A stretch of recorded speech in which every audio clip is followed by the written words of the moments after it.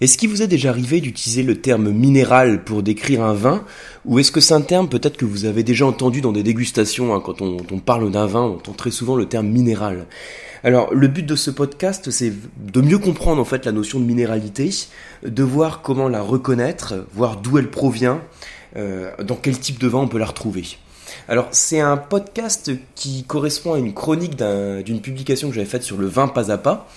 Et je vous mettrai donc juste sous le podcast le lien vers l'article si vous souhaitez le lire, puisque dans cet article il y a des schémas donc que vous n'avez pas dans le podcast audio par définition, donc ça peut vous aider à mieux suivre, à mieux comprendre. Alors juste par rapport à la notion de minéralité, moi c'est un terme aussi que j'entends très souvent sur les cours d'œnologie pour décrire un vin. Parfois on cite le terme minéral.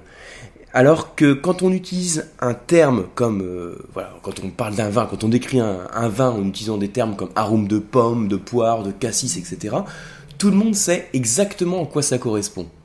Ce sont des arômes qui sont connus, on a vraiment une image en face. Mais quand on utilise le terme minéral, alors là tout de suite ça devient beaucoup plus compliqué. On ne sait pas forcément quelle image mettre en face, on ne sait pas forcément à quoi ça correspond. Et pourtant c'est un terme qui est très à la mode, je vous le disais tout à l'heure. Alors, première chose, on constate, c'est vrai qu'il y a des arômes qui sont un peu des arômes passe-partout, qu'on retrouve assez souvent dans les dégustations qu'on peut sortir pour qualifier la plupart des vins. Je vous donne quelques exemples. Quand vous dégustez un vin rouge, et un vin rouge qui est relativement jeune, on va pouvoir souvent trouver des arômes de fruits rouges. C'est un arôme qu'on retrouve souvent dans la plupart des vins rouges. Donc si le vin rouge n'est pas trop évolué, c'est-à-dire que si les arômes n'ont pas évolué vers des nuances tertiaires, de champignons, de cuir, de gibier par exemple, le côté fruité et fruits rouges, c'est quand même un arôme qui est très classique, un petit peu passe-partout. Dans le cas du vin blanc, parfois on utilise le terme de fleur blanche. Là encore, c'est une sous-famille qui est peu précise vu la diversité des fleurs blanches. On retrouve beaucoup de vin blanc là-dedans, donc ça fait partie des arômes passe-partout. Et on constate aussi que le terme minéral, quand on dit que ce vin a une belle minéralité, ça fait partie aussi des termes qui sont très à la mode, et on ne sait pas forcément toujours à quoi ça correspond. C'est un terme qui est assez ambigu, qui est aussi un petit peu controversé dans son interprétation, et qui fait partie des termes qui sont très largement utilisés pour décrire un vin. À un titre d'exemple, dans les 258 000 notes de dégustation de la revue Wine Spectator, on le retrouve dans plus de 10% des notes. Donc ça fait pas mal de termes devant les termes fruité ou floral. Donc on se rend compte que c'est un terme qui est utilisé très très très généralement, qui est très tendance. C'est aussi un terme qui est relativement nouveau. Si vous regardez la littérature œnologique sur les dégustateurs, les bouquins de Max Léglise ou d'Émile Penneau, on retrouve aucune trace du terme minéral. C'est pourtant des très très gros classiques de la dégustation, très très grands classiques de la dégustation en tout cas. Donc on va s'interroger sur ce que signifie cette minéralité, sur ce terme qui est un peu passe-partout, un peu à la mode, et comment l'utiliser le plus précisément, le plus justement possible. Alors, quelle est la technique pour reconnaître la minéralité dans le vin ? Il faut savoir que la minéralité, c'est quelque chose qui est lié à plusieurs sensations. Quand vous avez des experts ou des très bons dégustateurs qui dégustent différents vins pour leur attribuer le qualificatif minéral, les jugements vont aussi différer d'un dégustateur à l'autre. Mais ceci dit, il y a quand même certaines caractéristiques communes qui vont nous permettre d'élaborer, de décrire un peu des petites techniques pour la retrouver dans les vins. Donc comme je vous disais, c'est une sensation qui est multisensorielle parce qu'elle va être liée à deux choses. Elle va être liée à certains types d'arômes et également à certains types de goûts. Donc là, si je fais la distinction entre arôme et goût, c'est pour vous dire que les arômes sont perçus au nez, c'est-à-dire qu'en sentant un verre de vin, simplement en le sentant, on peut dans certains cas attribuer le terme minéral quand on retrouve certains types d'arômes, certains types d'odeurs si vous préférez. Et je vous ai dit que c'était également lié à certains types de goûts, c'est-à-dire que quand vous avez le vin en bouche, donc là c'est plus le nez qui travaille, c'est en bouche, les sensations qu'on va avoir en bouche, on peut également percevoir la minéralité simplement par la langue. Donc il y a, comme je vous disais, une sensation multisensorielle parce qu'on va le percevoir à la fois au nez et à la fois en bouche. Alors, en ce qui concerne le nez, dans quel cas peut-on dire si un vin est minéral ? Alors, en général, on parle de note minérale quand le vin présente des arômes de pierre à fusil. Par exemple, vous frottez deux silex l'un contre l'autre et vous avez des notes vaguement fumées qui s'en dégagent. Ce sont des termes qu'on peut décrire comme minéral. Alors, je vais vous citer d'autres arômes qui sont régulièrement donnés dans la famille minérale.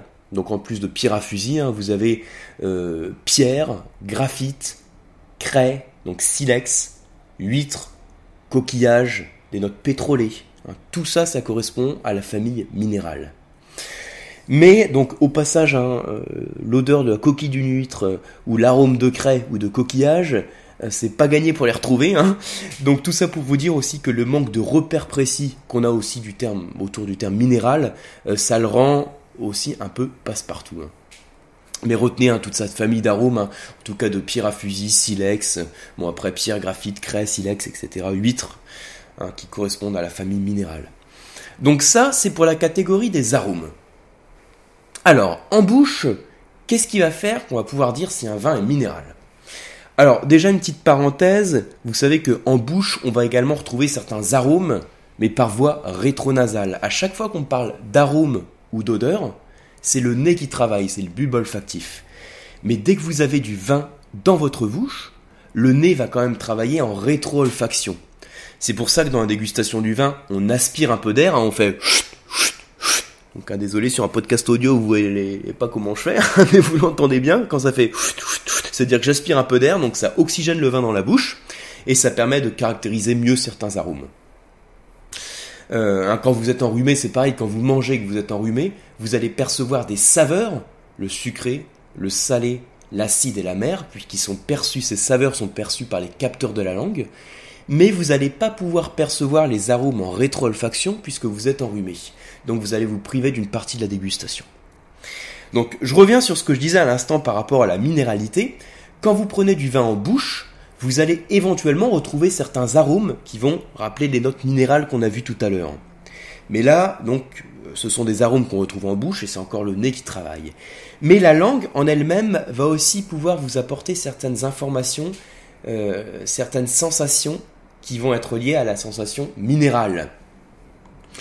Alors, quelles sont ces sensations purement gustatives qui sont liées à la minéralité ? Alors, vous avez a priori deux facteurs. Alors, si je dis a priori, parce que je l'ai dit tout à l'heure, c'est une sensation qui est un petit peu ambiguë et controversée.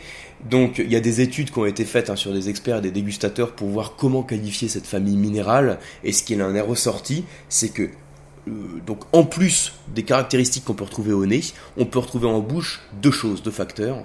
D'une part, l'acidité, et d'autre part, ce qu'on appelle la salinité. Alors, l'acidité, elle semble être liée à la minéralité. On constate que la minéralité est souvent corrélée à l'acidité du vin. C'est-à-dire que quand vous avez de la fraîcheur dans le vin, ça va amplifier la sensation de minéralité perçue. Ça, c'est une chose. Ensuite, en termes de salinité, c'est-à-dire la richesse du vin en sels minéraux, on constate que la présence de certains sels minéraux vont donner une sensation salée en bouche. Alors, pour mieux comprendre cette notion de salinité, vous pouvez par exemple déguster deux eaux différentes. Vous prenez une eau minérale comme Saint-Yor et une eau de source. Et vous comparez les deux. Et vous allez voir que vous allez percevoir une sensation salée sur la Saint-Yor. Et cette sensation salée étant due à la richesse en sels minéraux. Voilà, donc c'est pour vous parler un petit peu plus précisément de cette notion de salinité. Donc, si je résume ce que je viens de dire, la minéralité dans le vin, on la perçoit par deux sens. D'une part, par le sens olfactif, et d'autre part, par le sens gustatif. Au niveau du sens olfactif, au niveau du nez, il y a certains arômes qui sont couramment cités et qui sont liés aux notes minérales. Vous avez des arômes donc de pierre à fusil, silex, pétrole, craie, huître, coquillage, graphite, toute cette famille minérale. En bouche, les goûts, les saveurs, les sensations qui sont liées à la minéralité sont l'acidité et la salinité. Voilà. Alors, maintenant qu'on a vu comment vous la percevez en dégustant le vin, c'est-à-dire au niveau du nez en termes d'arôme et en bouche en termes de saveurs et de sensations, on va voir d'où elle provient, d'où elle vient cette minéralité. Alors, qu'est-ce qui va créer cette minéralité ? Elle va trouver son origine dans deux choses. D'une part, dans le terroir, et d'autre part, dans certains composés qui sont présents dans le raisin. Alors, je vais commencer par vous parler du lien entre donc la minéralité et le terroir. Quand je parle de terroir, je fais référence à la composante sol. Une petite parenthèse, le terroir, c'est composé de 4 éléments principaux qui sont liés à l'environnement de la vigne. Donc d'une part le relief, d'autre part le climat, ensuite la géologie et ensuite le sol. Donc ces 4 éléments, ces 4 ingrédients entrent dans la composition, entrent dans la notion de terroir. Quand on fait le lien entre le terroir et la minéralité, on fait référence plus particulièrement à la chimie du sol. En fait, ce qu'on peut imaginer, c'est qu'en fonction de la composition de la roche-mère, vous avez dans le sol certains éléments qui vont être libérés. Ces éléments vont être susceptibles d'être assimilés par les racines de la vigne et susceptibles d'être transmis au vin. Je vous refais donc l'enchaînement. La roche-mère, elle va libérer des composés minéraux qui vont être assimilés par les racines de la vigne et qui vont être susceptibles d'être transmis au vin. Donc voilà pourquoi on peut parler de lien, dans certains cas, entre la minéralité et le terroir, et en tout cas la chimie du sol. Alors, je vous donne une petite précision technique pour ceux que ça intéresse. Ce qu'il faut savoir, donc les arômes du vin, les odeurs que vous retrouvez dans le vin, ce sont des molécules volatiles, ça j'en parle très souvent, c'est-à-dire qui volent, qui ont la propriété de voler de votre verre de vin jusqu'à votre nez, et ce sont des molécules dites organiques. Alors qu'est-ce que c'est que ça, une molécule organique? En fait, pour faire très simple, une molécule est dite organique quand elle possède au moins un atome de carbone dans sa composition, mais qu'elle ne contient aucun minéraux, comme le magnésium, le calcium, le potassium. Donc on parle de molécules organiques parce qu'elles possèdent au moins un atome de carbone, mais elles ne contiennent pas de minéraux. Alors, du coup, on peut se dire, tiens, c'est un peu bizarre, comment on peut qualifier un arôme de minéral? Comment on peut dire cet arôme est minéral? C'est-à-dire, chimiquement, il y a un problème, puisqu'un arôme, c'est par définition une molécule qui comporte aucun minéraux. Alors, je sais pas si vous suivez mon explication, je vous la répète en 2 secondes. Je vous parle là dans ce podcast du lien entre la notion d'arôme et le terme minéral.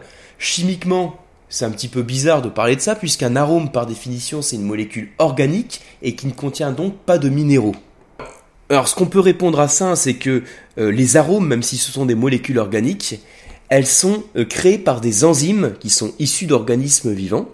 Et ces organismes vivants assimilent les minéraux du sol.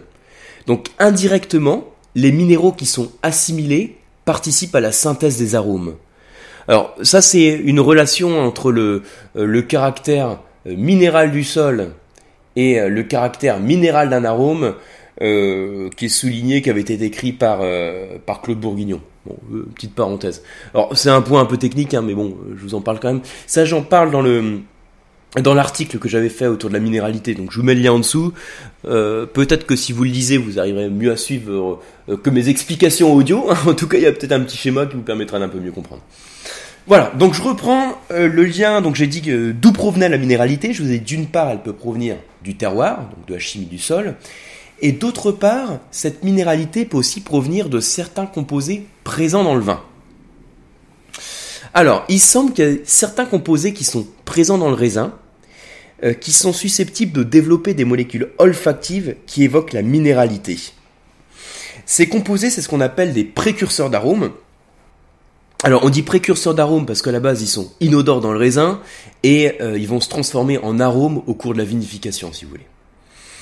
Alors, dans le cas de la note minérale, ces précurseurs d'arômes, donc je vous cite le nom, ils répondent au doux nom de thiol, T-H-I-O-L, j'en parle aussi un petit peu plus dans l'article.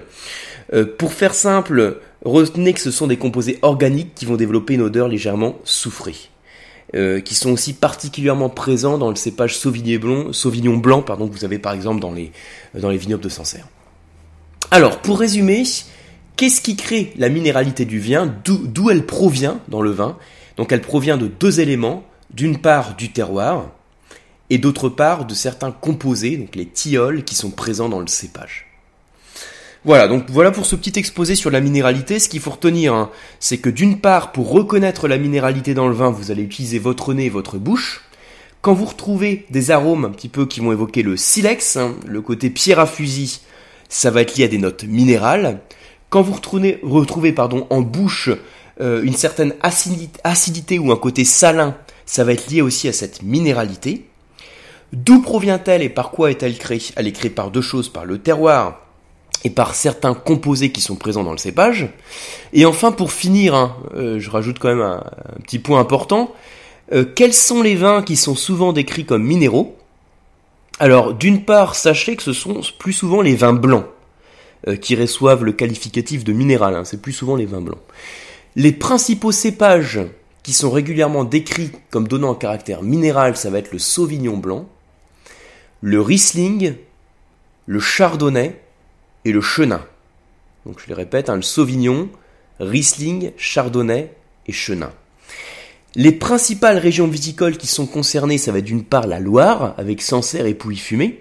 Alors Centre-Loire, Sancerre, Pouilly-Fumé, c'est le règne du cépage Sauvignon. Ça va être l'Alsace, en particulier avec le Riesling. Également la Bourgogne, notamment avec les vignobles de Chablis, avec le cépage Chardonnay. Donc voilà pour ces différentes notions autour du terme minéralité, qui provoquent souvent des débats, et pas seulement sur les cours d'onologie. Donc j'espère en tout cas que mes quelques explications, ça vous permettra de voir un peu plus clair et de mieux comprendre ce terme. Si vous voulez aller un peu plus loin, vous pouvez lire aussi des publications qui ont été faites par David Lefebvre. Alors Lefebvre, ça s'écrit Lefebvre. Je me trompe pas dans l'orthographe, Lefebvre, c'est ça. C'est un œnologue qui a pas mal parlé de ce sujet, donc ça vous permettra sûrement d'aller beaucoup plus loin. Voilà, en tout cas je vous remercie d'avoir écouté ce podcast, qui est comme d'hab beaucoup plus long que prévu, et puis je vous dis à très bientôt sur le blog. À bientôt.